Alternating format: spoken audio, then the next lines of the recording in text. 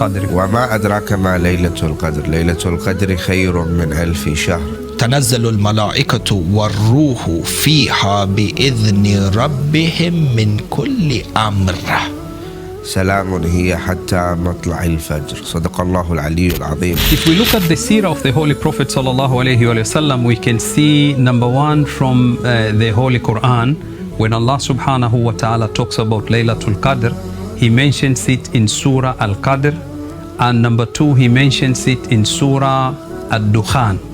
That this is the night Laylatul Qadr on when the Quran was revealed. On the 19th night or 21st night or 23rd night of Shahr Ramadan. Allah subhanahu wa ta'ala has given them this one opportunity in the whole of the year for them to come back to Allah subhanahu wa ta'ala. Imam Hussein Media Group, out of respect to its audience, wants to be available anytime, anywhere. Our worldwide viewers, and in particular North America, can watch our channels through Roku TV setup box. To download our Roku app, follow these simple steps. Go onto the menu and select streaming channels, and then choose the category religious. Then you can find Imam Hussein TV from the list. Now choose add channel and then select OK.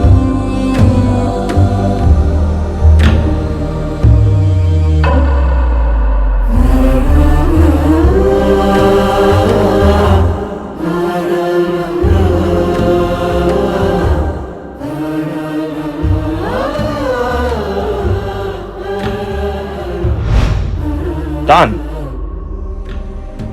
Now you can find Imam Hussein TV in your home screen and watch all of our channels online.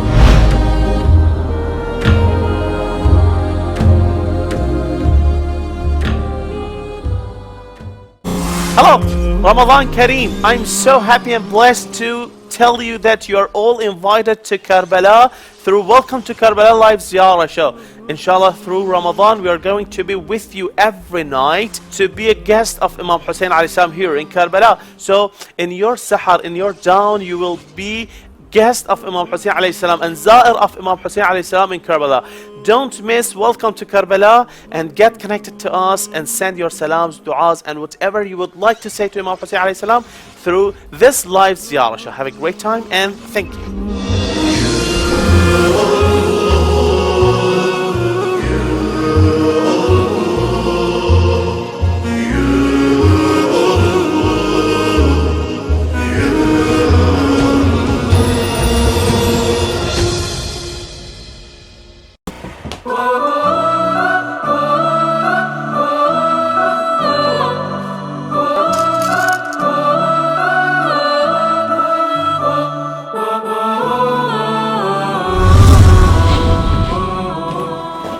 Assalamu alaikum, I'm Bilal. And I'm Zahra. Welcome to Morning Barakah. Lots of strange and wonderful things are happening on this Ramadan morning. Yes, it's true. The time of Morning Barakah has changed. And also, we are your presenters. Well, let's get started. Let's see what's coming up next. So exciting.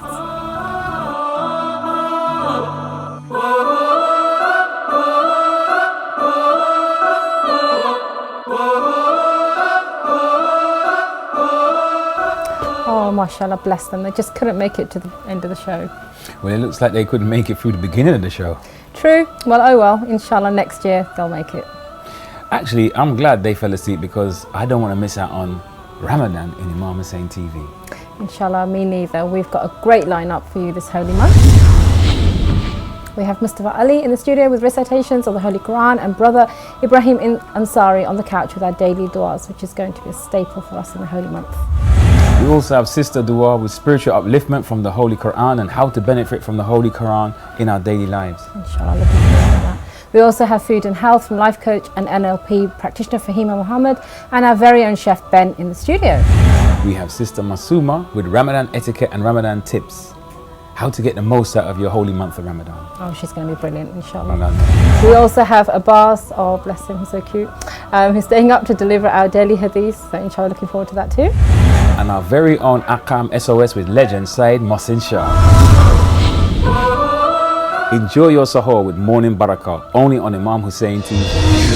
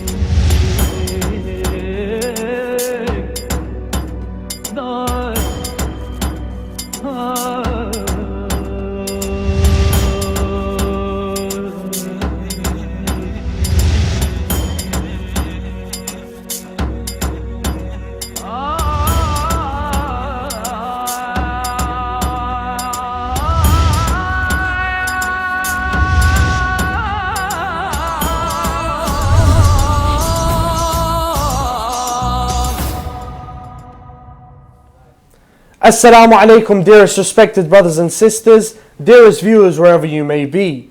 From Adam to Muhammad, peace be upon him and his family, as we dig deeper into the lives of the prophets of Allah in order to derive lessons from their lives and apply them into our lives today.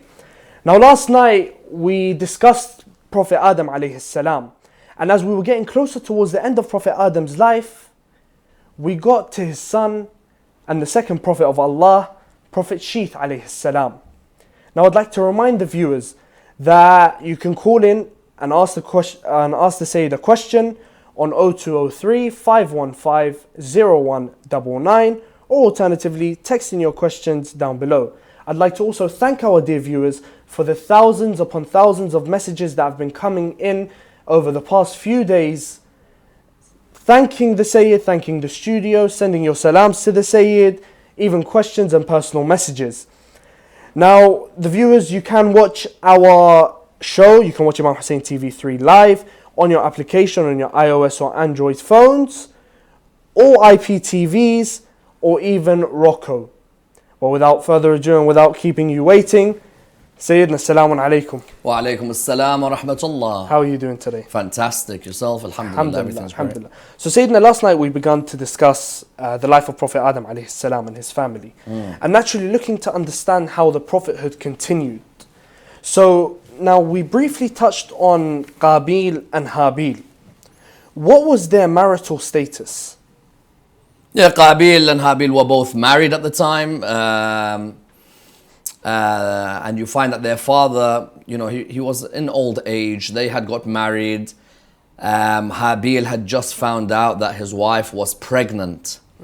Qabil himself had his offspring. Qabil was married to a lady by the name of Johanna. And Habil was married to a lady by the name of Turk. From what we see of the sources, a very humble lady, of great reverence, of great respect. And, for the both of them, it was amazing news when he found out that his wife was pregnant. But alas, he was going to face a major test shortly after that. Yeah. Now, you mentioned that Habil would face a major test. Now, of those tests, what was it that Prophet Adam alayhi salam did to ensure that Habil was the one who was going to carry the mantle on guiding mankind? Well, first, Prophet Adam or any prophet of Allah subhanahu wa ta'ala cannot choose their successor. they announce the successor. The appointment of that successor is with Allah subhanahu wa ta'ala. There are numerous verses in the Holy Quran where Allah subhanahu wa ta'ala makes it clear that He has legislative as well as creative authority or guardianship. It is not fitting for a prophet that they are the ones who choose who succeeds. They can certainly mention something like وَاجْعَلْ لِي وَزِيرًا مِنْ أَهْلِ, for example.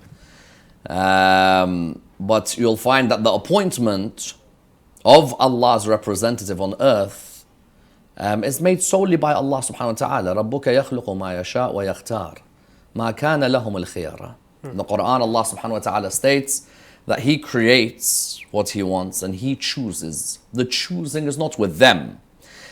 But Nabi Adam alayhi salam ensures that with his son Habil, he ensures that he teaches him the knowledge which Allah subhanahu wa ta'ala has given him.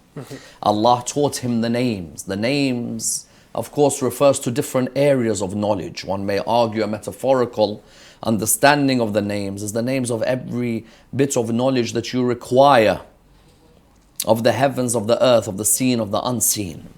And so he has this very close relationship with his son Habil, preparing him to take over the mantle of being the guide for humanity at the time. You also notice how important it is for a prophet to ensure that he announces a guide for humanity at the time or at any time. No prophet would leave their community to make their own decision, because the community is made up of human beings who all have their own self-interests. And when they have their own self-interest, they're going to make sure that they're going to choose those who are closest to them. Yeah. But you say that Allah subhanahu wa ta'ala chooses the successor. And when Allah subhanahu wa ta'ala chooses the successor, surely He will infuse the successor of the previous prophet with ilm, with knowledge. Yeah, knowledge is the most important criteria for God's representative on earth. And so what you have is that Nabi Adam alayhi salam has ensured that he continues to pass on pieces of wisdom, not just knowledge, to his son, in order that his son Habil is able to take over the guidance of mankind. Now, as we know, Qabil was the eldest son of Prophet Adam alayhi salam. Of course, older than Habil. Now, what was it that inflamed Qabil? Qabil could not believe that Nabi Adam alayhi salam's successor wasn't him. He thought that I'm the eldest son and I deserve every right to be the successor. And so here you have this very difficult moment. The human community is such a small community. And being a small community, you still have tension, you have rivalry, you have envy. Especially when there's a position of power up for grabs. And so Qabil is adamant, he's not happy, and his Lord tells him, and his father tells him that the Lord is the one who appoints the successor. It's not my choice who succeeds. And so when he hears this, he's frustrated with it. And his frustration, his father can see the evident frustration. So the father makes it clear that, look, both of you give an offering of some sort. And that offering that you give, the one which is accepted by Allah subhanahu wa ta'ala, according to some beliefs, not just Muslim beliefs, but even Jewish beliefs, that if fire consumes something, then it has been accepted from the heavens, from the Lord. So, Habil, you offer something. Qabil, you offer something. And let's see which one God accepts. Allah subhanahu wa ta'ala saw that Habil offered the best of his sheep. Okay? In those early days, most of these prophetic figures are shepherds. Yeah? And that of course continues later on, but you find that Habil offers the best of his sheep, let's say like the fattest sheep possible, whereas Qabil offers certain amounts of grain that are worthless. And Allah subhanahu wa ta'ala makes it clear that what is accepted is that which comes from sincerity and from the pious. Yeah. Even if you gave thousands upon thousands of grains, and Habil only gave one sheep, Habil gave it with love, with sincerity. And that makes a huge difference. So what you had is that the fire seemingly consumes the sacrifice or the offering of Habil. When Qabil realizes that God has chosen Habil's sacrifice, this brings about a rage in him. A rage where he's willing to kill his own brother. Yeah. Now, that rage, was it his nafs? Because we blame the nafs sometimes. Yeah. Was it his nafs or was it the shaitan whispering in his ear? I think the evidence can be seen within Islamic literature that shaitan... Now remember, shaitan's already had a battle with Adam. And shaitan's like, hold on, I couldn't necessarily get through Adam alayhi salam, and I'm not going to be able to. However, with Qabil, I think I could get through to him. And not just get through to him. Let me use him and his progeny. And I'll use them to be the opposition to all the good that is represented by Adam and Habil alayhim salam. Okay? So shaitan begins to have this effect, which we all are affected by. Listen, shaitan's clientele is massive. Shaitan has some huge clients. And a lot of these clients that shaitan has, you'll see, have been affected by the وسواس قل أعوذ برب الناس ملك الناس إله الناس من شر الوسواس الخناس الذي يوسوس في صدور الناس من الجنة والناس. So shaitan has this effect on Qabil. That Qabil, listen, you're going to be remembered forever as the elder brother who achieved nothing. You're going to be remembered forever as the one who offered a sacrifice that was rejected. You're going to be remembered forever, or in some cases, you may not even get remembered if you don't get that position. Wow. So many of us will say, أعوذ بالله من شر الشيطان اللعين الرجيم. And many of us should even, before we begin our prayers, say أعوذ بالله من الشيطان الرجيم. There are ulama who would focus that, you begin your prayer, Allahu Akbar, Bismillah ar-Rahman ar-Rahim. There'll be ulama who'll stress that before we would begin our salah, we'd begin أعوذ بالله من الشيطان الرجيم, because we know very well that shaitan, once he gets those whispers in, he can tempt you to all sorts of disobedience. If he's going to tell that, listen, this person's become more known than you. This person's getting more famous than you. This person is getting more accolades than you. This person has become wealthier than you. This person is being loved more than you. And this person's being admired more than you. You're willing to go to any extent. Never ever think that you've reached a position where you're not going to get affected by shaitan. This is the son of a prophet of Allah subhanahu wa ta'ala. This is not somebody who just comes from any normal family or from any background. The son of a prophet of Allah subhanahu wa ta'ala who's clearly been affected. And shaitan's pounced on him. Now when someone could tell me the story of Adam happened thousands of years ago, I'll tell them that that lesson still affects us today. How many of us, shaitan has whispered something? Now, we humans have a habit of blaming everybody but ourselves for an act, don't we? So we humans have this habit where we'll be like, you know what, it wasn't me, shaitan's too strong for me. Shaitan says on the day of judgment, don't blame me, blame yourselves. I invited you, you accepted the invite. فَلَا تَلُومُونِي لُومُوا أَنفُسَكُمْ. There are many of us, we're very good at blaming shaitan. And we'll be saying, you know what, I would be so religious if it wasn't for shaitan. Well, you know what, shaitan taught you a lesson with Qabil. That what's the listening to shaitan leads you to destruction. This Qabil listens to the whispers of shaitan, thinking that, you know what, if I'm going to do this, I'm going to earn respect. And look at the difference between somebody appointed by Allah subhanahu wa ta'ala and somebody who isn't. There is that person who's appointed by Allah who, when his brother says لَأَقْتُلَنَّكَ, he says لَإِنْ بَسَطْتَ إِلَيَّ يَدَكَ لِتَقْتُلَنِي مَا أَنَا بَاسِطٌ يَدَيَّ إِلَيْكَ لِأَقْتُلَكَ. You could come forward to strike me. I'm not going to go ahead and begin this altercation with you. So you've got this altercation that we can see in Surah 5 from verse 28 onwards of the Holy Quran.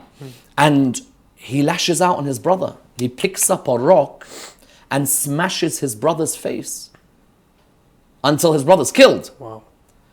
One of the saddest moments in the history of humanity, and probably the first killing in the history of humanity. You find all these hadiths where the Imams of Ahlul Bayt are asked questions like, when was humanity, for example, cut by a quarter or cut by a third? And they'll always mention, well, that was it. Because the human community was a small community. And yet he gets a rock. And it's sad how many times we hear stories of, and that's why Islam focuses on Salat al-Rahim so much. Salat al-Rahim is not easy. It's not easy.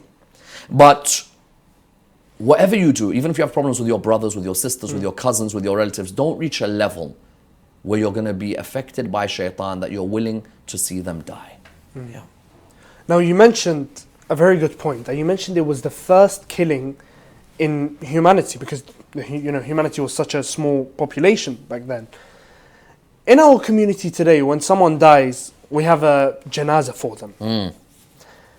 Back then, it was unheard of. It was the first death. So how was it that Habil was buried? Yeah, it's interesting. The Quran touches on this. The Quran says that once Qabil kills Habil, he's in this really baffled moment because he's just looking around thinking, hold on a minute, I've just killed someone. What do you do when you kill someone? Now, me and you have been to funerals. Me and you have been to janazas. We've been, to different cemeteries. We've been to areas of ghusl. We've seen the stages. But this Qabil is just standing there thinking, what's going on here? And he's taught by an animal. Don't dismiss the animal world. There are many lessons to be learned from the animal world. Sometimes the dog is more loyal than a human being. Sometimes Imam Ali points to the peacock and he says, the peacock, if you want to know the meaning of arrogance, look at the peacock.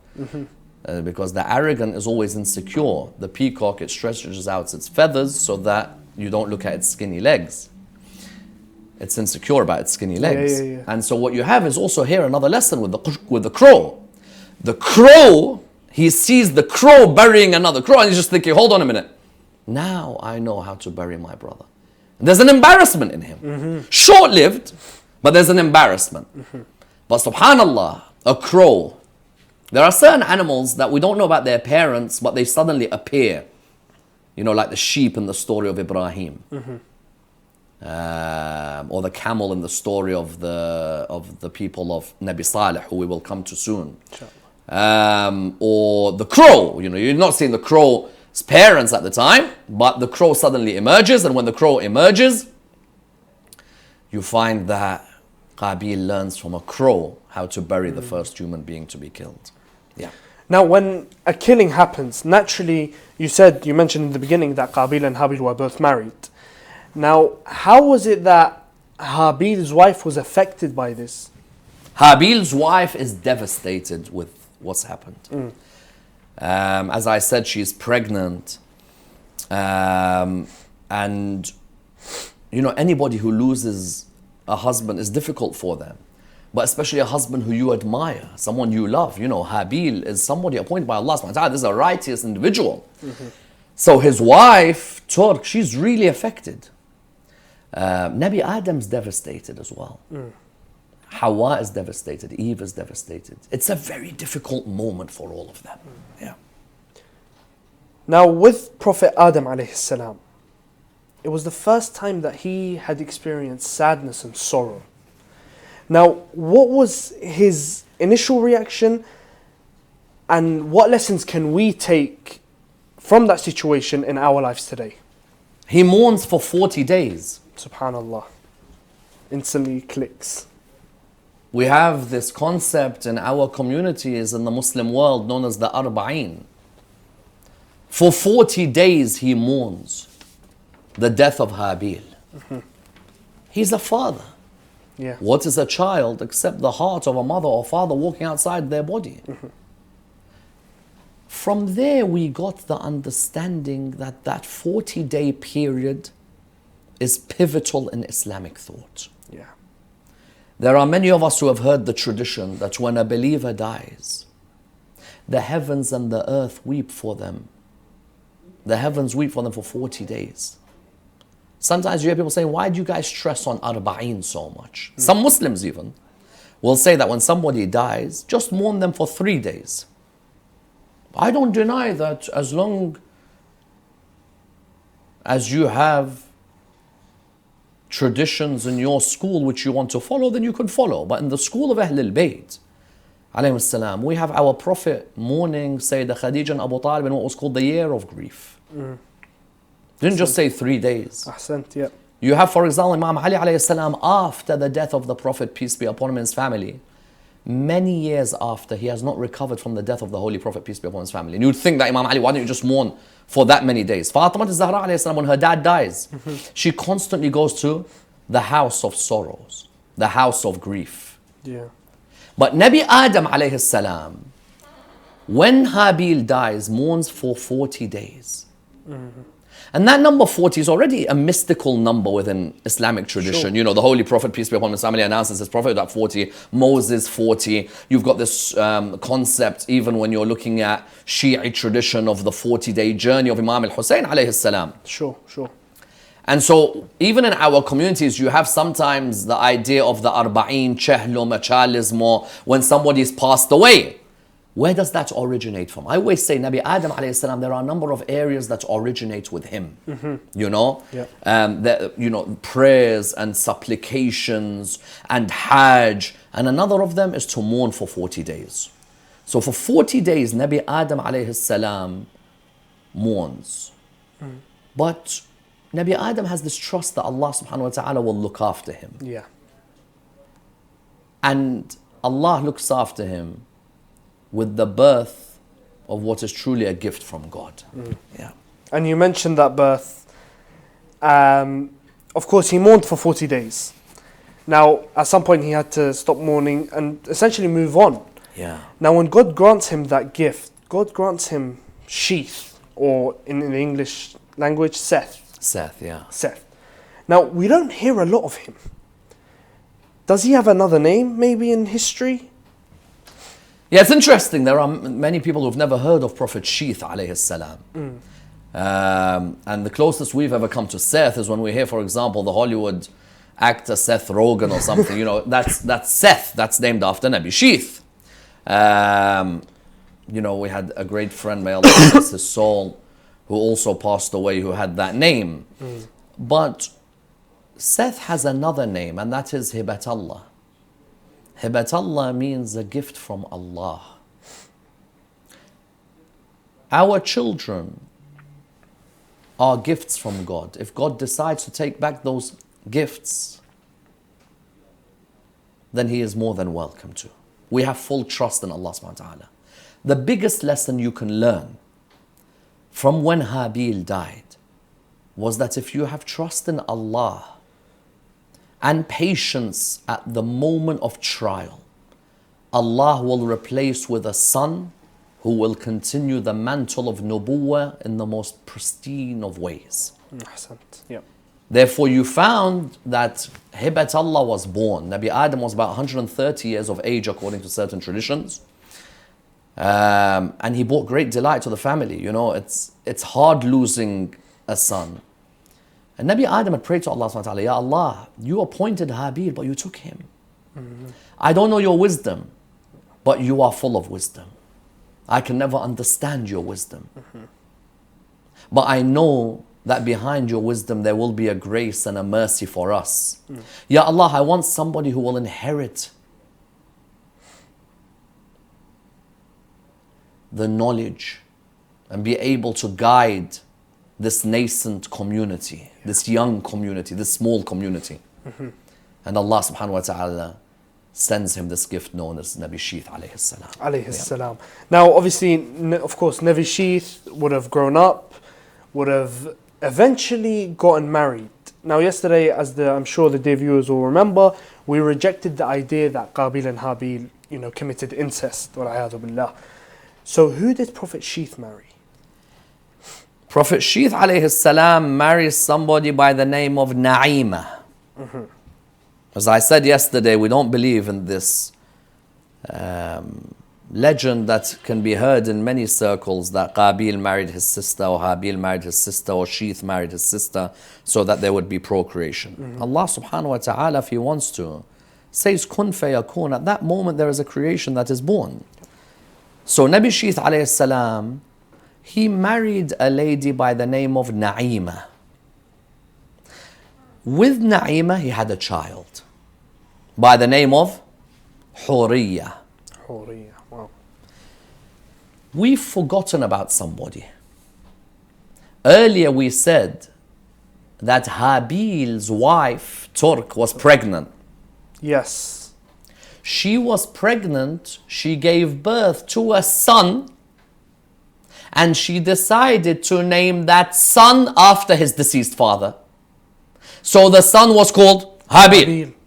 Habil alayhi salam, you find that he ends up marrying who? Hurriya. Okay. From Habil and Hurriya, you have the continuous generations. Imam al-Baqir alayhi salam mentions in a hadith, what we are today are the continued generations from the marriage of Habil, son of Habil, with Hurriya, the daughter of Sheath. Sheath. Subhanallah. Because there are many people I appreciate, they say, listen, how is there continuation? There are also people who ask, hold on, what happened to Qabil? Yeah. Which I think is an interesting question. Because when Qabil killed his brother, his dad just told him, you know, it's as if just get out of here. And he went away from there. But Qabil, having left, did not mean he did not get married. That generation of Qabil continues until Nabi Nuh alayhi salam. Okay. So what you have in humanity is that the generations of Qabil continue to reproduce, continue to procreate, and they continue to the time of Nabi Nuh alayhi salam. Now we're going to come to Nabi Nuh in a couple of days. Yeah. Because tomorrow we move on to Prophet Idris alayhi salam. Alayhi salam, yeah. But what you have is that one part of humanity are represented by Qabil. And another are represented by Habil, but inadvertently through Nabi Sheeth alayhi salam. Sheath alayhi, yeah. So when people ask you the question today, how did the generations continue? Nabi Sheeth's marriage and the resulting marriages is where that procreation continues. Subhanallah. Yeah. Now, when Prophet Sheeth alayhi salam had his daughter Hurriya, naturally there was that father-daughter connection between them. Now, how was the connection between Prophet Sheeth and Prophet Adam alayhi salam? Very close connection. Very close. Nabi Adam, it's as if his heart found peace with the birth of Nabi Sheeth alayhi salam. You know, Nabi Adam's an old man, don't forget, and Nabi Adam's been through quite a lot. You know, one minute you're created, you're in this garden, then you're told that you're God's Khalifa and that you're going to toil on the earth. So Nabi Adam's been through quite a lot, but really his son is somebody who is a youngest son as well. He's lost one son. The other son's just left and he's rebelled and he, is too arrogant to be willing to accept any advice of any sort. So what you have is this real closeness. And there's this closeness where Nabi Adam would sit, for example, with Nabi Sheeth. He'd sit with him, he'd give him all these pieces of advice, all these pieces of knowledge. One day, Nabi Sheeth alayhi salam was sitting, Nabi Adam was next to him, and there were other people sitting there. Somebody asked the question, who's the greatest of God's creations? So one person said, Nabi Adam alayhi salam. Another said, al-malaika. Another said, the bearers of the arsh. Yes, those angels who bear the throne of Allah subhanahu wa ta'ala. Nabi Adam looked at Nabi Sheeth. He said to him, my son, I will tell you who the greatest creations are. When I was created, I saw written, there is no God but God.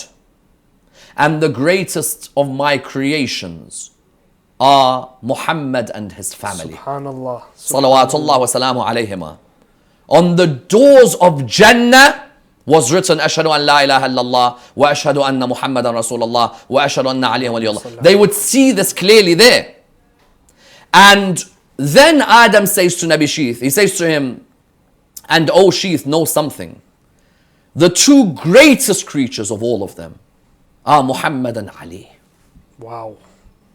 So from that time already, we have every Prophet of Allah subhanahu wa ta'ala already speaking about their belief in Rasulullah sallallahu alayhi wa alayhi. Because we mentioned yesterday that Nabi Adam asked for forgiveness by saying, بِحَقِّ مُحَمَّد وَأَنْتَ الْمَحْمُودِ وَبِحَقِّ عَلِي وَأَنْتَ الْأَعْلَى. But you also have this wonderful discussion where he tells him, know that the greatest creatures, one of you is saying the malaika, another of you is saying Adam, another of you are saying Hamalat al-Arsh, the ones who are bearers of the throne. There are none greater than the ones to be born, who are known as Muhammad and Ali. Salawatullah wa salamu alayhima. Therefore, you find that Nabi Adam alayhi salam, there were a number of times where he begins to talk to his son about the knowledge that Allah has vested in him. Now, someone will say, if his son's a prophet, then Allah must directly provide this knowledge. We have different types of ways in which ilm is given to a prophet of Allah subhanahu wa ta'ala. Let me explain this to the viewers. One way in which Allah gives ilm to his chosen ones on the earth, to the anbiya, to the awsiya, to the awliya, is through a dream, as we will see in the stories of Nabi Ibrahim and in the stories of Nabi Yusuf alayhi salam. Another way is wahi, of Jibreel communicating with them. Another way in which you have a communication is the communication of ilham, inspiration. That comes with certain of the awsiya or the awliya, in which there's direct inspiration. Another way is that a prophet continues to teach or give the knowledge to the prophet after them. So Nabi Adam alayhi salam, the ilm that he had acquired of knowing the names, you find that he begins to slowly tell Nabi Sheath, you are my successor. You are the guide to mankind. These are all principles of knowledge and ethics and spirituality that I'm infusing you with so that you continue to guide humanity. Ahsantum Sayyidina. Thank you for enlightening us on the first part of Prophet Sheath alayhi salam and the lessons we can derive from his life and apply them into our life. We will be going for a short break now. Please do stay tuned into the break because of the IHDRF campaign that is going on for Ramadan to be able to feed over 1,000 families in Iraq. Wassalamu alaikum wa rahmatullah wa barakatuh.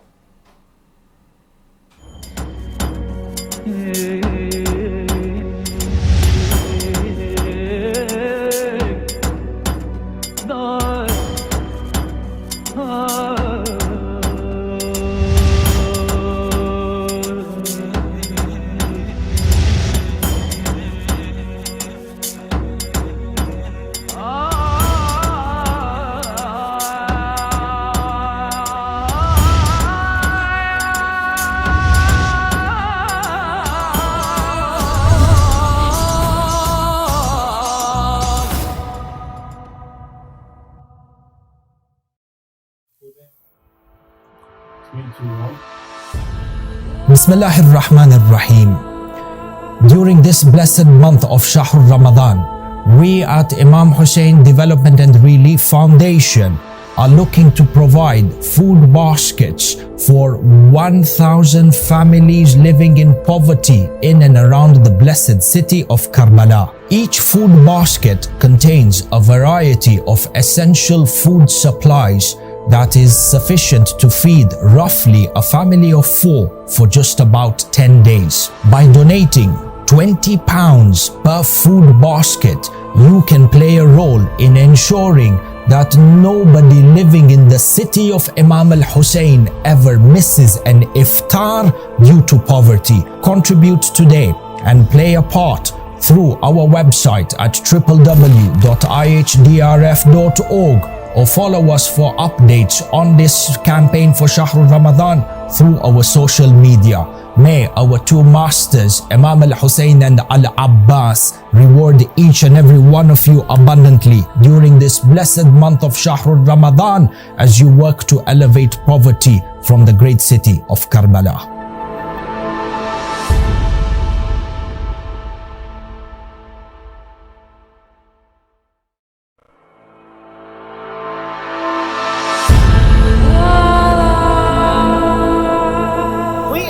Have a duty towards the preservation and the propagation of the message of Imam Hussein alayhi salam. Indeed, one of the best ways to work towards the reappearance of Imam al-Mahdi ajjalallahu ta'ala farajul sharif is through promoting the values of Karbala. Imam Hussein Media Group is the only Shia television network that broadcasts globally in 5 different languages: Arabic, Farsi, Turkish, Urdu, and English. We are appealing to the lovers of Imam Hussein alayhi salam worldwide to support the channel such that it may continue its global operations. Imam Hussein Media Group is seeking 1,000 partners to pledge to a £14 contribution per month. This will allow the channel to sustain its operating costs as we continue to spread the message of Imam Hussein alayhi salam in multiple languages across the globe. You be a part of this great legacy and donate today. You can pledge in 2 ways. IHTV.co/PayPal will take you direct to our donation page where you can pledge monthly. Or you can call or WhatsApp us on 0044 793 9917163. Imam Hussein TV, your gateway to Karbala.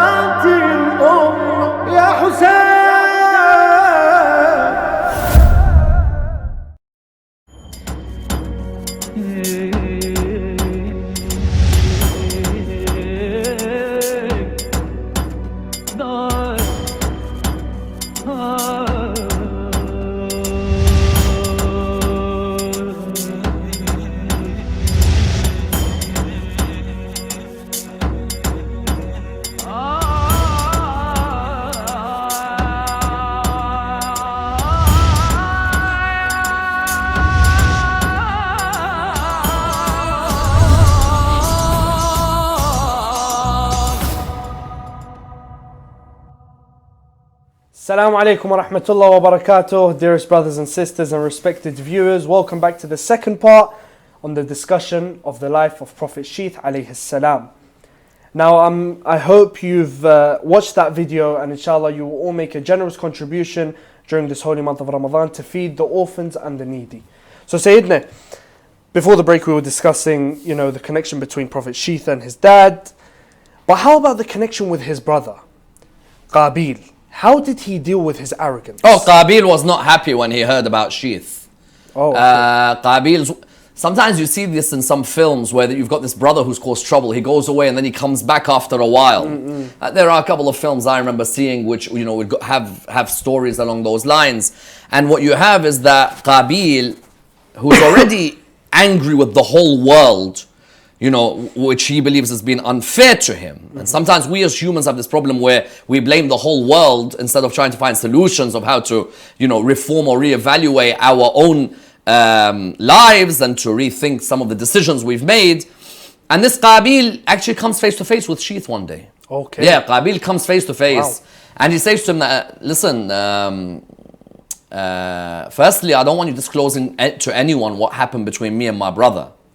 So make sure you keep that down. And that secondly, if there's anything that my father's been giving to you, you know that this is my rightful place. Okay. And he again comes, and we'll come to it later on on the funeral of Nabi Adam alayhi salam, where he comes and makes a huge point to Nabi Adam alayhi salam and to Nabi Sheath. Now Nabi Adam alayhi salam also warns Nabi Sheath that be careful of your brother Qabil. Don't reveal everything to him. Yeah. Not everything that you know you should say. In our families as well, sometimes we'll face these situations where maybe a brother, a sister, cousins, there are different ways to approach each one. Sometimes you may find bughd from a family member. Shan'an, for example. Very, a lot of hatred. And even those who don't keep relations with you. As Imam Zain al-Abidin alayhi salam in Dua Makarim al-Akhlaq says, وَأَبْدِلْنِي مِنْ بُغْضَةِ أَهْلِ الشَّنَآنِ الْمَحَبَّةِ وَمِنْ عُقُوقِ ذَوِي الْأَرْحَامِ الْمَبَرَّةِ وَمِنْ خِذْلَانِ الْأَقْرَبِينَ النُّصْرَةِ. Oh Allah, change the animosity of my relatives into love for me. Change their hatred into peace with me. And Nabi Adam says, listen, just because he's your brother, be careful. Don't say everything to him. So therefore, even Nabi Adam alayhi salam knows that Qabil is still a major problem for Nabi Sheeth alayhi salam. That in the same way Habil faced the worst of scenarios with his elder brother, Sheeth has to be careful. Now the advice that Prophet Adam alayhi salam gave to Prophet Sheeth alayhi salam. Now we know that Prophet Adam wasn't going to stick around forever, and at some point that he was going to die.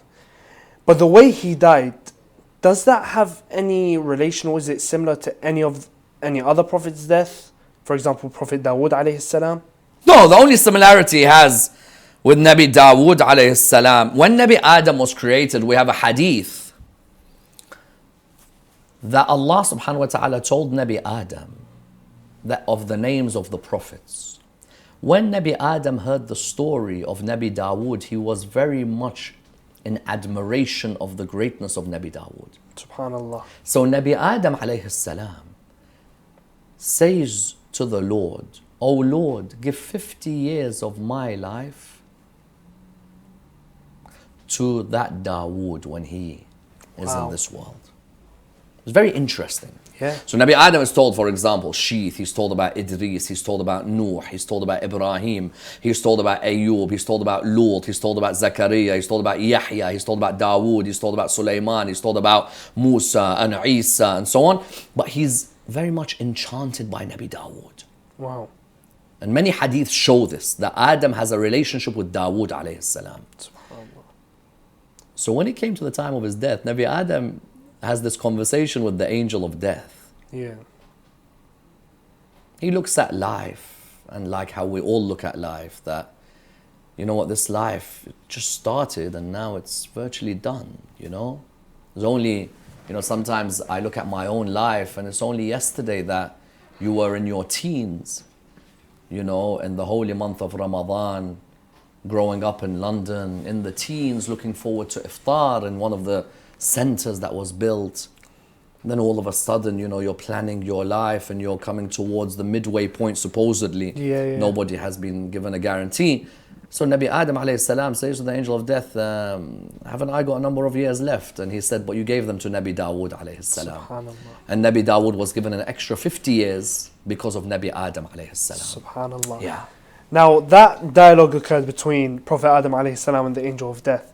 Is there any evidence in history where there was a dialogue between Prophet Sheeth and Prophet Adam right before Prophet Adam died? Was there any advice? Yeah. There's a number of times where Prophet Adam and Prophet Sheeth, just before he dies, he firstly gives him, he asks him, go and make a wooden, let's say, treasure box or chest. And this, what we call in Arabic, taboot. Yeah. I'd like the viewers to focus on this, please. A taboot, let's say, is like this box.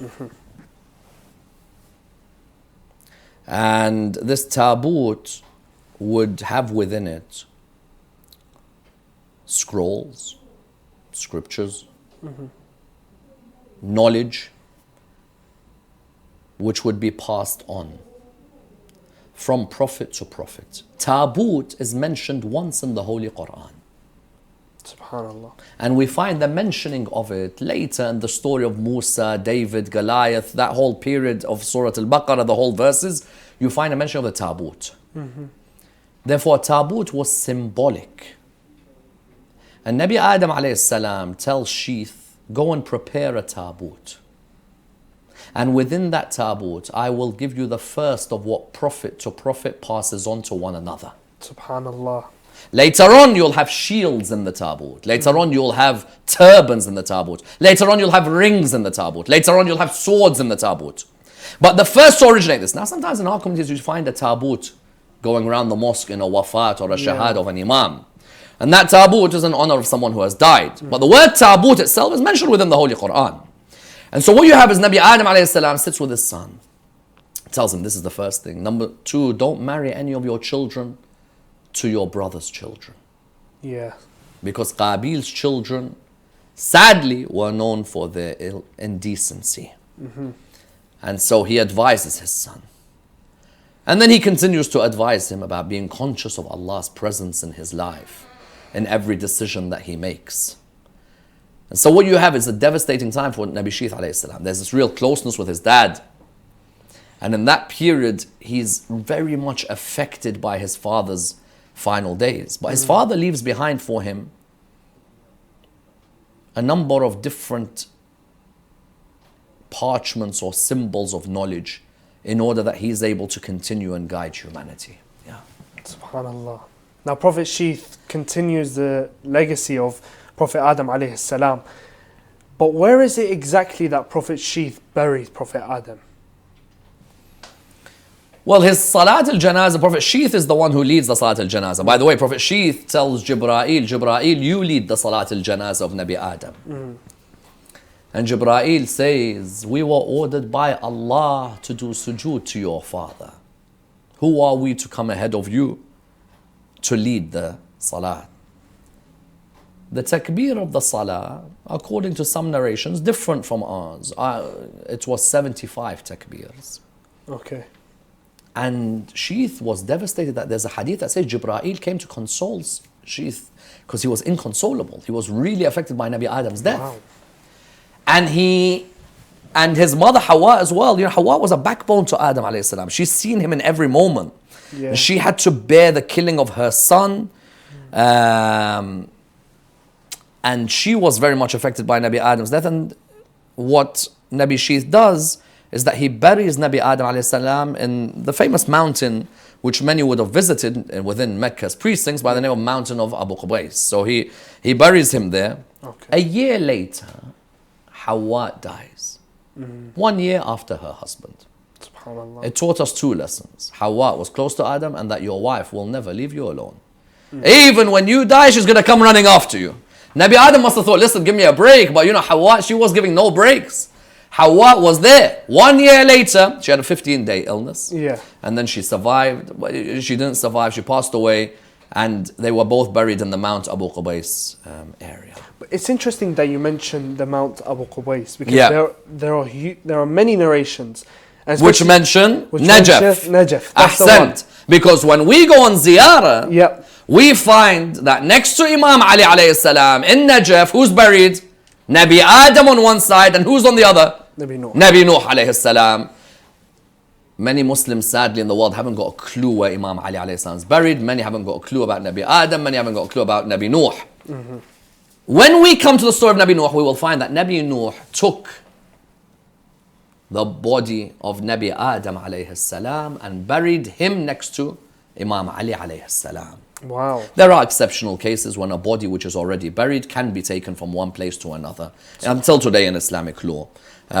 So yes, you're right that the traditions tell us Mountain Abu Qubais, then we go to Najaf and salam on those who are buried next to you, Adam and Nuh. What's happening? What's happening is that Nabi Nuh alayhi salam is the one who had taken the body of Nabi Adam alayhi salam from the Mountain Abu Qubais towards the holy land of Najaf. They are honored to be buried next to Amir al-Mu'mineen, and inshallah all of us will be honored one day to be buried, if Allah allows it, in Wadi Salam, or if we're even more fortunate as a neighbor of Amir al-Mu'mineen alayhi salam.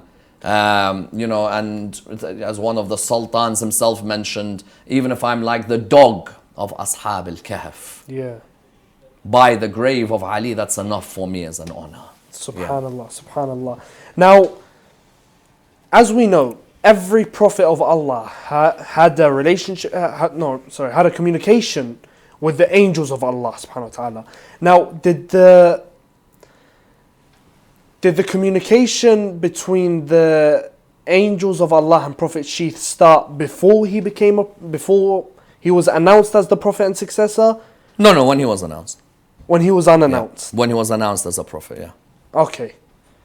Now, the real question is, and we're coming, I think, to it tomorrow, which is, who succeeded Prophet Sheath? Prophet Sheath alayhi salam was succeeded, according to some narrations, by his son with the name of Enos.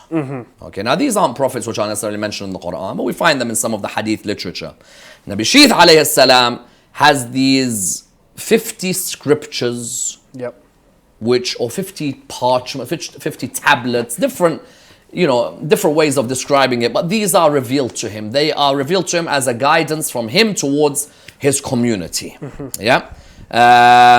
So sometimes people ask, what did he have? Did he have suhuf? Did he have a holy book? It seems that he has these 50 tablets, which the traditions indicate in his 900 years on the earth. Subhanallah. Now, in the Quran, it mentions Sabians. Now, the famous verse in the Quran, it says, Bismillah ar-Rahman ar-Rahim, إِنَّ الَّذِينَ آمَنُوا وَالَّذِينَ هَادُوا وَالصَّابِئُونَ وَالنَّصَارَى مَنْ آمَنَ بِاللَّهِ وَالْيَوْمِ الْآخِرِ.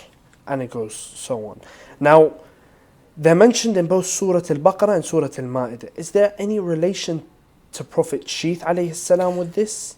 Yes, it's always an interesting group, the Sabbia. You know, we hear, we know the Yahud, we know the Ansar and Nasara, but when it comes to the Sabbia, people always ask this question, that who are the Sabbia? Yeah. And there is an opinion that they are a group of people who believed in some prophets but not all prophets, and that they all go back to Nabi Sheath alayhi salam, and that those 50 tablets that we mentioned, those 50 tablets were the tablets which they found as the revelations of Allah subhanahu wa ta'ala towards mankind. Yeah. So in the Quran, in Surah Al-Baqarah and Surah Al-Ma'idah, there are 2 mentions of the Sabbia. And they continue in different communities, by the way, until today. There are still communities of the Sabians that exist until today.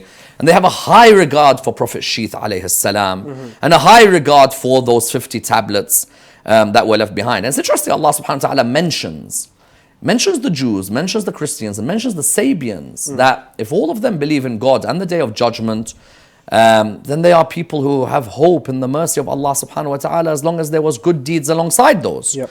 So Nabi Sheath alayhi salam, he becomes a major figure, not just for the Muslim world, but also for the Sabian world. Now for the Muslim world, he remains a major figure in that many people still visit his grave. But the question is, where is the grave of Nabi Sheath? We said that Nabi Adam alayhi salam is buried in Najaf next to Imam Ali alayhi salam. Nabi Sheath, there are different opinions about where his grave is. One opinion, which our friends who are watching from Baalbek, the Baalbekis, you will never find a group of people who have as much love for Imam Ali alayhi salam as the people of Baalbek. Subhanallah. Renowned for their love of Imam Ali alayhi salam. I have so many people who I love and admire from, Baalbek, many friends of ours from Baalbek, not just the ones who are in Lebanon itself, but also in Canada, in Australia, lots of top Baalbeki friends of ours, and Baalbeki will always tell you nobody loves Imam Ali like they do, alayhi salam. And Baalbek, you have a number of important places for visitation of holy figures, and of them, for example, they talk of Sayyidah Khawla alayhi salam. There is a maqam for Abul Fadl al-Abbas alayhi salam, in the sense that the Sabbia, the prisoners, may have gone through Baalbek on their way to Sham from Kufa. But you also have a grave, and this is a great excuse, by the way, if you want to go on holiday to Lebanon, to say that I'm going on ziyarah, and that might be an idea for our future, where we do an Imam Hussein TV trip, if Haji Qasim and Said Murtada allow us to go to Lebanon, to Baalbek, and do the ziyarah. And by the way, a shout out to Said Murtada, it's his birthday. Happy birthday to Said Murtada al-Husseini. I don't know if he'll make an appearance, but all of a sudden that room where they're all normally so loud has gone quiet. But there's the remains of cake everywhere here on the ground, which clearly means that I've missed out on the cake, and clearly means that somebody's definitely broken their fast much earlier than me. So now, what was that? Oh, you've saved me some. Okay, so they've saved me some cake. Now, I'm with you on this one. I don't know how we got to the cake of Said Murtada al-Husseini, but that must be a sign. So over there, Nabi Sheath, they say, is buried where? Baalbek. Some, and in Baalbek, you go there, there really is a reverence given. There's karamat, where people have had unbelievable miracles they've seen, which Allah subhanahu wa ta'ala has helped them through the wasila of Nabi Sheath alayhi salam. And it's interesting that people always talk of Bab al-Hawa'ij, Abul Fadl, Bab al-Hawa'ij, Imam Musa al-Kadhim alayhi salam. But Nabi Sheath, there are people who have had great stories with Nabi Sheath in the land of Baalbek. Likewise, you also have a burial site for Nabi Sheath in the land of Mosul. Now, Mosul saw a number of Anbiya. When we get to Nabi Yunus' story, that's going to be an interesting one in relation to Nainawa or Mosul. So Nabi Sheath alayhi salam eventually is buried in that area, and you've got his son who succeeds him, inshallah. Tomorrow we look at Nabi Idris alayhi salam and what's happening there. Yeah. Now when you talk about the burial of Nabi Sheath alayhi salam, the particular area that he's in. Now, if there's narrations that state that Nabi Sheath was buried somewhere else or buried in different places, but would Allah subhanahu wa ta'ala show miracles at each one of those sites because, let's say, the intention of the person going there was to, ask Allah? At the end of the day, these are houses of Allah subhanahu wa ta'ala, And if they're houses of Allah subhanahu wa ta'ala, any house of Allah subhanahu wa ta'ala has a certain energy surrounding it, has a certain reverence surrounding it. And likewise, if you're going to that house and that house is the actual house or which encapsulates where Nabi Sheath lived and where he died, then of course the energy is even greater. But ultimately your niyyah is to ask Allah subhanahu wa ta'ala, Ya Allah, help me. Yep. And at any place on the earth, Allah subhanahu wa ta'ala can help you. Naturally, there are some places where the dua is accepted quicker than others. SubhanAllah. Now Sayyidina, we're going to take a few questions from WhatsApp. Sure. This first one says, Salam. First of all, Sayyid Ammar's majalis are the reason I started praying and have been praying for a year. SubhanAllah. He's the light of our religion today. Now the question is, Sayyid Ammar says that if Iblis asks for forgiveness, he will be forgiven. That was in yesterday's discussion. Now, the brother's asking how. Iblis's belief and understanding towards Allah is light years ahead of ours.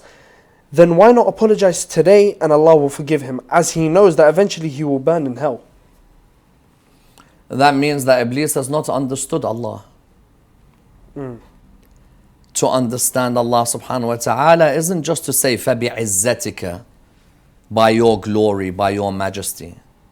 When Allah asks you to do something, you don't start saying, I'll do it on my own terms. This affects many Muslims, by the way. Yeah. We may say, La'natullah ash-shaytan, but many of us have got that attitude with Allah. On the areas that suit me, I will obey you. Yeah. The areas that don't, I'm not interested.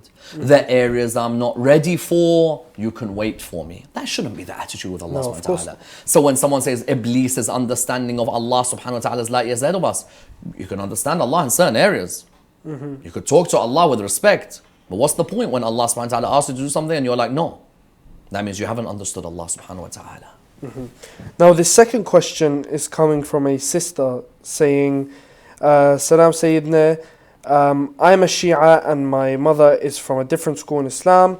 We are the only ones fasting in my house. Can I break my fast with her as she breaks it earlier than us? It hurts me to see my mum breaking her fast. Yes, you can. Yes, you can break your fast with your mother, and we have renowned maraja in the world today who allow us to break our fast. Some call it the timing of Ahl Sunnah. It shouldn't be called the timing of anyone. Yeah, there are ways in which people derive exactly what is seen as sunset, and you'll find that scholars such as Ayatollah Muhammad Taqi al-Mudarrisi, Ayatollah Sadiq al-Rawhani, Ayatollah Muhammad Sa'id al-Hakim, all of them have spoken of the fact that a person can break his time at what is seen as being the time of other schools in Islam. So there's no issues there. There's many questions coming in now. Salams, and I wish to ask the following. I think you answered this one, so I think we'll move on to his second question.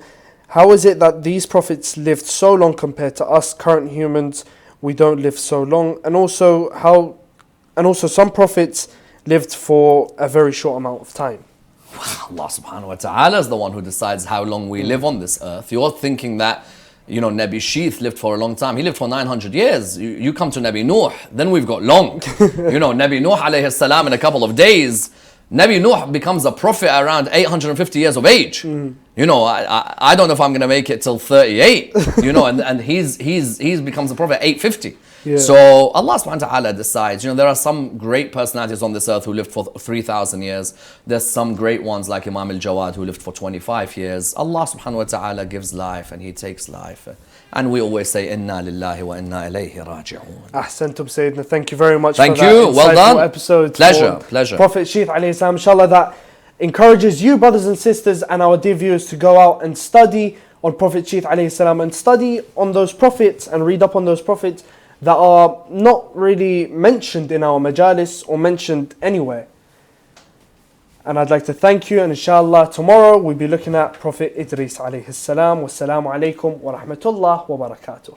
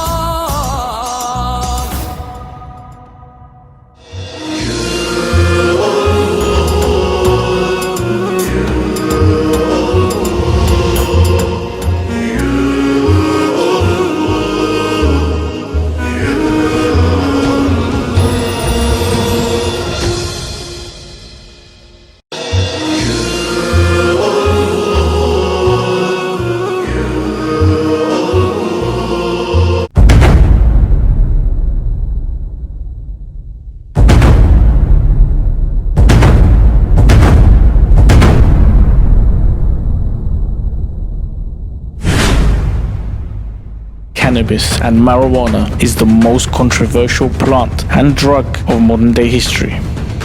Though it is legal in Canada, parts of Europe and some states in the USA, it is still illegal and frowned upon in many cultures and societies. However, in recent years, cannabis has been the center of attention in combating cancer. CBD oils have been made legal and readily available off the shelf. I want to investigate the effects of cannabis and its use in medicine. Is it halal or strictly haram?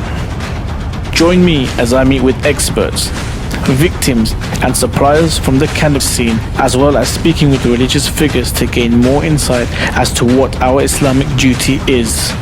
Cancer is a chronic illness, but are we looking at the chronic cure? Coming soon to Imam Hussein TV 3.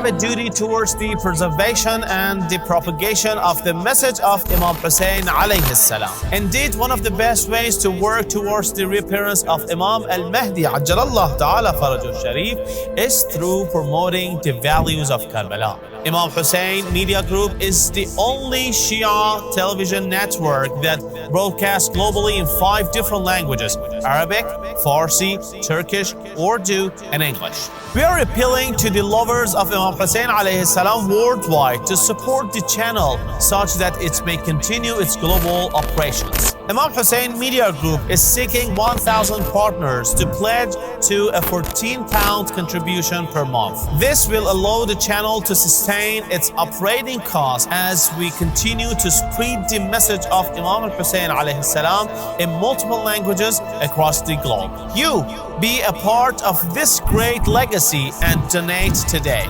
You can pledge in 2 ways. IHTV.co/PayPal will take you direct to our donation page where you can pledge monthly, or you can call or WhatsApp us on 0044 793 9917163.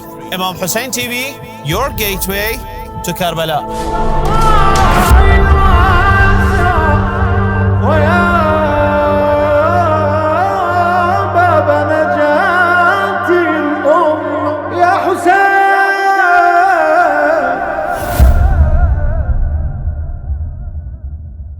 إنا أنزلناه في ليلة القدر وما أدراك ما ليلة القدر ليلة القدر خير من 1000 شهر تنزل الملائكة والروح فيها بإذن ربهم من كل أمر سلام هي حتى مطلع الفجر صدق الله العلي العظيم. If we look at the seerah of the Holy Prophet sallallahu alaihi wasallam, we can see number 1 from the Holy Quran. When Allah subhanahu wa ta'ala talks about Laylatul Qadr, He mentions it in Surah Al-Qadr, And number two, he mentions it in Surah Ad-Dukhan. That this is the night Laylatul Qadr on when the Quran was revealed. On the 19th night or 21st night or 23rd night of Shahr Ramadan. Allah subhanahu wa ta'ala has given them this one opportunity in the whole of the year for them to come back to Allah subhanahu wa ta'ala.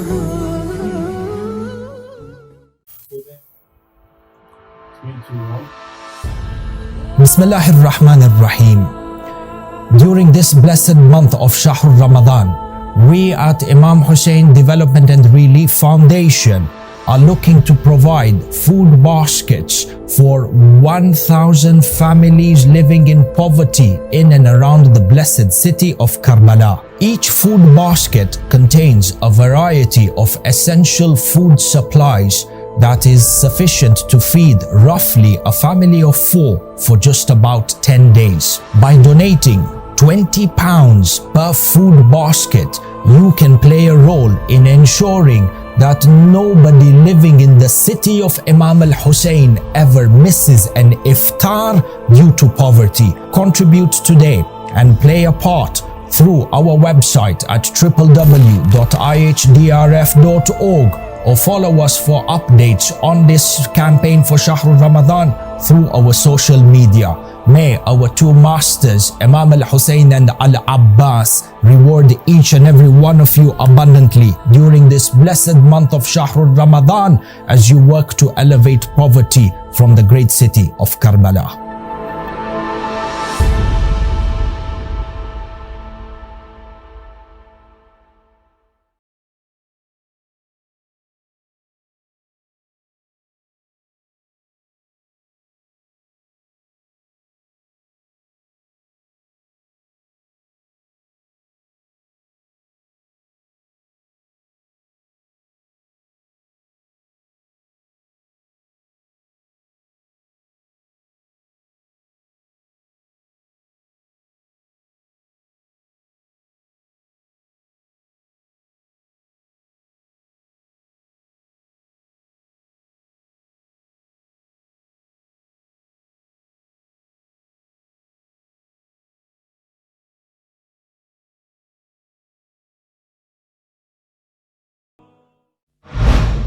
Imam Hussein Media Group, out of respect to its audience, wants to be available anytime,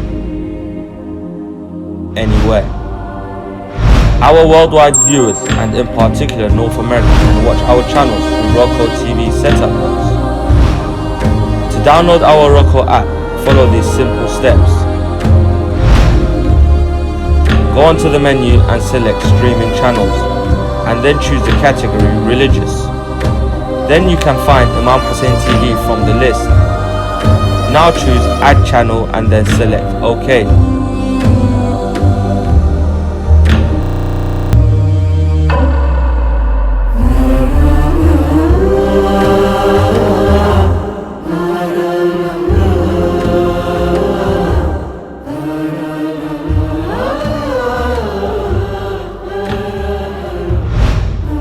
Done.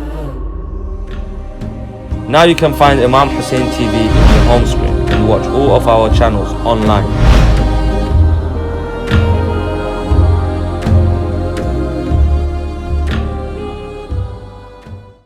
Hello, Ramadan Kareem. I'm so happy and blessed to tell you that you are all invited to Karbala through Welcome to Karbala Live Ziyarah show.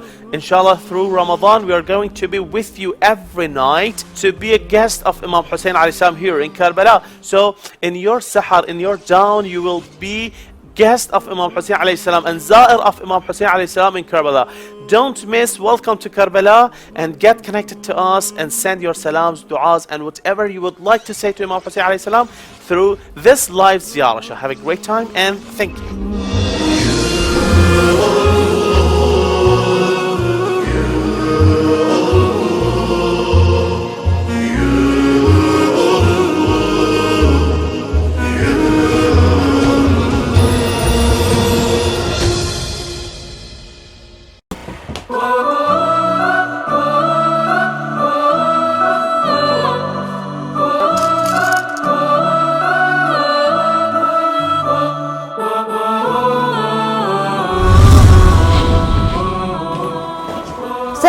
alaikum, I'm Bilal. And I'm Zahra. Welcome to Morning Barakah.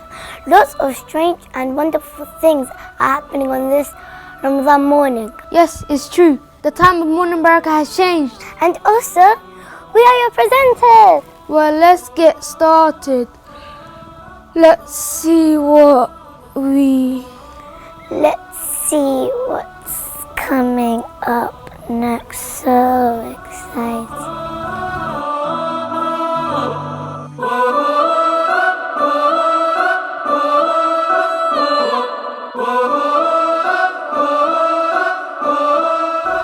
Oh, mashallah, bless them. They just couldn't make it to the end of the show. Well, it looks like they couldn't make it through the beginning of the show. True. Well, oh well. Inshallah, next year they'll make it. Actually, I'm glad they fell asleep because I don't want to miss out on Ramadan in Imam Hussein TV. Inshallah, me neither. We've got a great lineup for you this holy month. We have Mustafa Ali in the studio with recitations of the Holy Quran and brother Ibrahim Ansari on the couch with our daily du'as, which is going to be a staple for us in the holy month. We also have sister dua with spiritual upliftment from the Holy Quran and how to benefit from the Holy Quran in our daily lives. Inshallah, looking forward to that. We also have food and health from life coach and NLP practitioner Fahima Muhammad and our very own chef Ben in the studio. We have sister Masuma with Ramadan etiquette and Ramadan tips. How to get the most out of your holy month of Ramadan. Oh, she's going to be brilliant, inshallah. We also have Abbas, oh bless him, he's so cute, who's staying up to deliver our daily hadiths, so inshallah looking forward to that too. And our very own Akam SOS with legend Said Mohsin Shah. Enjoy your sahur with Morning Barakah, only on Imam Hussein TV.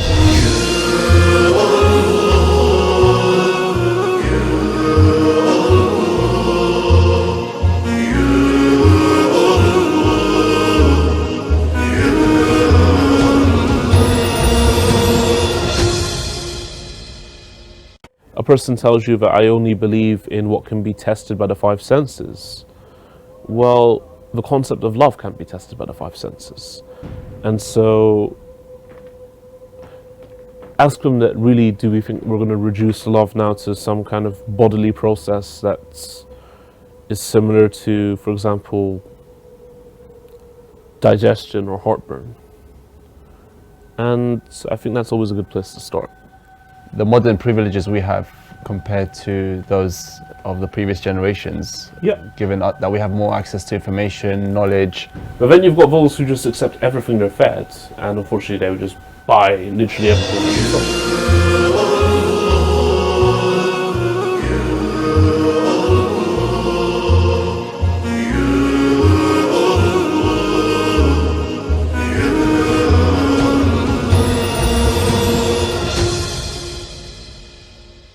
Assalamu alaikum wa rahmatullah, and congratulations on the holy month of Ramadan. And what a special treat we have for you this holy month on Imam Hussein TV.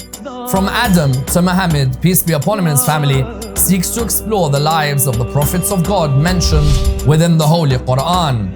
These prophets are hardly ever examined or indeed discussed, and yet there are so many pertinent lessons from their lives that every night on Imam Hussein TV we're going to seek to learn as well as apply. Did Adam commit a sin? Why the flood with the people of Noah? The Abrahamic prophets and their people. And we want to also discuss the lives of those prophets who are hardly ever mentioned in our conversations. Who was Sheeth? Who was Idris? What was the story of the Kifl? We want to try and look at all of their lives and the way that they apply it to our lives today. From Adam to Muhammad seeks to explore this every night on Imam Hussein TV. Join us, whether you're in the middle of your fast in Washington DC, or about to break your fast in London, or enjoying your suhoor in the Indo-Pak subcontinent every night, so we embody those verses of the Holy Quran. اهدنا الصراط المستقيم صراط الذين أنعمت عليهم. Guide us onto the straight path, the path of those whom you have blessed. Wassalamu alaikum wa rahmatullah wa barakatuh.